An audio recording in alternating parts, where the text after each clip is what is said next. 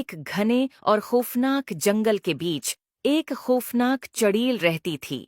इसकी झोंपड़ी दरख्तों के दरमियान छपी हुई थी और वहां हमेशा घनी धुंध छाई रहती थी जो कभी खत्म नहीं होती थी।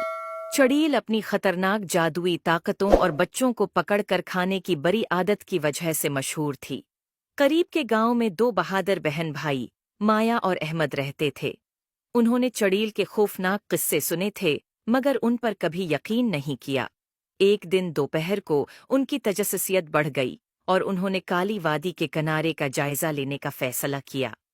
जैसे जैसे वो जंगल में आगे बढ़े उन्होंने रोशन सरखबीर का एक रास्ता देखा जो मजीद जंगल की तरफ जा रहा था। खतरे से बेखबर ये रास्ता उन्हें सीधा चढ़ील की छिपी हुई झोंपड़ी तक ले गया। चढ़ील अपने लंबे उलझे हुए बालों और तारीक गहरी आंखों के साथ सायों में छिपी हुई उन्हें देख रही थी और उसके चेहरे पर एक मकरुआ मुस्कुराहट थी। उसने एक जादू किया जिससे उसकी झोंपड़ी का दरवाज़ा खटाक से खुल गया। आओ अंदर आओ प्यारे बच्चों, चुड़ील ने एक मीठे अंदाज में कहा। मेरे पास मज़ेदार मिठाइयाँ और जादुई चीज़ें हैं जो तुम्हें दिखाऊंगी। मिठाई के लालच में माया और अहमद अंदर चले गए। झोंपड़ी के अंदर उन्हें एक मेज़ मिली जो हर किस्म की मिठाइयों से भरी हुई थी। जैसे ही उन्होंने खाना शुरू किया उन्हें शदीद नींद आने लगी। चड़ील ने मिठाइयों पर जादू किया था कि वो उन्हें सलाह दें। जैसे ही बच्चे सोने लगे एक छोटी सी रोशनी कमरे के कोने में जाहिर हुई। ये एक बहादुर परी थी जिसका नाम सोना था। वो जंगल पर नजर रख रही थी और उसने बच्चों के खतरे को महसूस किया।